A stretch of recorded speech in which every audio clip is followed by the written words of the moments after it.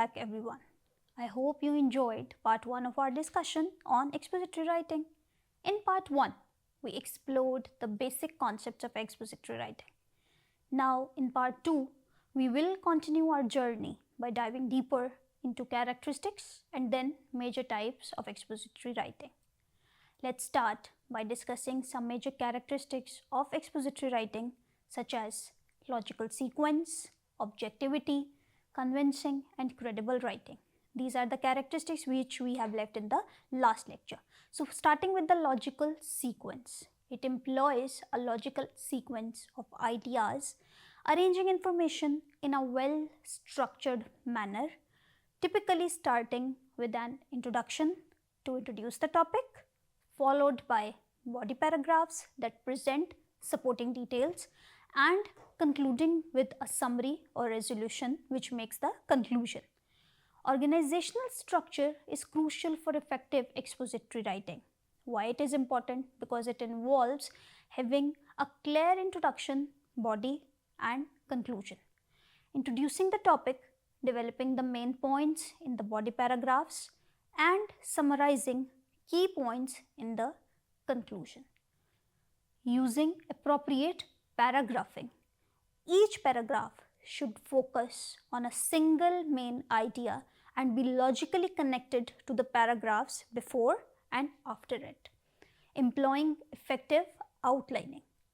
Planning the structure of the writing before starting can help ensure that ideas are presented in a logical order. Utilizing headings and subheadings, especially in the longer pieces.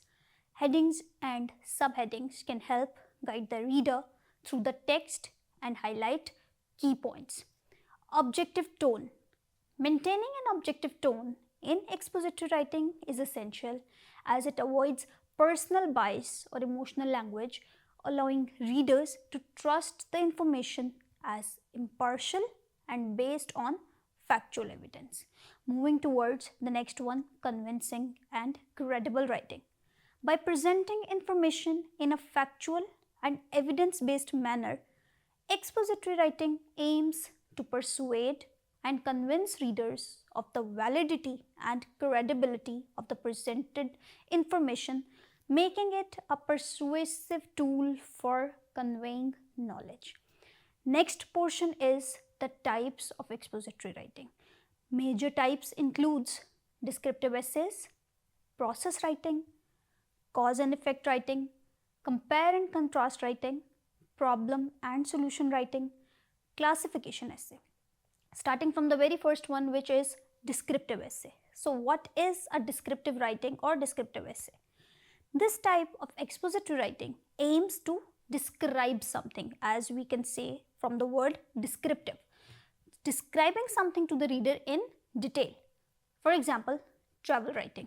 If you describe your travel in piece of writing, that will become the descriptive writing. Nature writing. If you write about the nature and encyclopedia entry, the entries which we made in the encyclopedia, they can also be covered under the descriptive writing category. This type of expository writing is meant to describe a place, an experience or a concept by appealing to the senses, by appealing to the 5 senses of the reader. The topic might be anything from a concrete object like an animal, city or tree. It can also be an abstract idea. By abstract, I mean something which is in your mind, such as relationships, love or freedom. This type of essay can include a discussion of the literal definition of the topic as well as what it connotes or the idea that the word might bring to the person's mind. For example, let me give you a very simple example that if you wanted to describe what chocolate chip cookies are like, you might write, chocolate chip cookies are one of the most popular desserts in the world. They can either be crispy or soft or have a sweet smell to them. They taste rich and melt in your mouth. These several sentences have aptly described chocolate chip cookies using sight, smell, taste and touch, so that we can appeal to the 5 senses of the reader. That's what the purpose of descriptive writing is. Second one is process writing. By the word process, we can say that it is going to be a writing which describes how to do something, the process to do something. This type of expository writing explains how to do something or how something works. It involves describing various steps needed to complete a task. This type of essay explains the process of doing or making something. An effective way of doing this is to include the steps that the reader can take. This can include the following topics. The examples, you can take them as an example like scientific processes, like a laboratory experiment, life skills such as cooking, baking, repairing or creating something. Natural processes like the metamorphosis of animals and insects, mechanical or technological process like how a piano or a computer works. All of these examples can help you to explain process writing. An example of such a piece of writing would be practically any instruction manual you might happen to have, from how to operate your toaster oven to how to change a tire on a bicycle. Like this will explain how to do something, how a task is done. That's why it is called as the process writing. Moving towards the next one is cause and effect writing. A cause and effect essay is a type of expository essay that explores its topic by discussing the issues, causes and consequences. There are two basic keywords of this heading, like the cause, why something has happened, and the consequences. What were the consequences, what were the results of that cause, or what were the results of that problem. For example, a cause and effect essay about deforestation's role in climate change might discuss a few of deforestation's specific causes, like a demand for wood and the clearing of land for grazing pastures, and then explain how these causes create effects that contribute to the climate change. Like first we have to discuss the causes of deforestation, and then we have to explain the consequences of the deforestation process as well. As with other types of expository essays, the purpose of a cause and effect essay is to educate the reader, to inform the reader about something. As an expository essay writer, think of yourself as the informed explainer who gives their readers the information they need to think critically about a topic and reach their own conclusion. Your goal is not to persuade, your goal is not to argue, your goal is not to entertain your readers. Although there are instances when authors of argumentative and persuasive essays use cause and effect rhetoric in their writing. They employ an objective, analytical tone and stay away from flowery and inciting language. Moving towards the next is compare and contrast writing. This type of writing examines the similarities and differences between two or more than two things. This essay compares and contrasts at least two different things, two different places, two different people, or two different ideas. This includes highlighting their similarities as well as illustrating their differences. Let me give you an example. The similarities and differences between plants and animals. You have two things and now you have to compare and contrast them. The two religions, Islam and Christianity. You can basically compare and contrast both of them.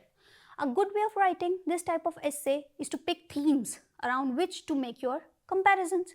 For example, in comparing two cities for livability, you may want to compare the populations of both of the cities, the quality of available schools in both of the cities, accessibility and convenience, or pollution and stress level in both cities, among other factors. Like this, that's how you are going to compare and contrast both of the cities if you want to live in both of them.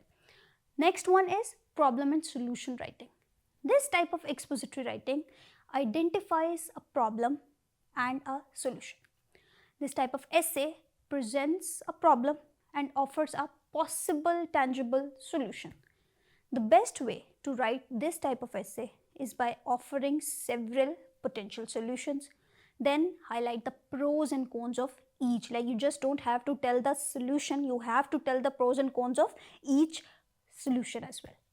Based on those pros and cons, present your personal recommendations for the reader while still leaving room for the readers to decide for themselves. Like they are the one who are going to decide what they have to do at the end. You will be the one who is just giving them the possible, potential, tangible solutions, and then you will give the room to the reader.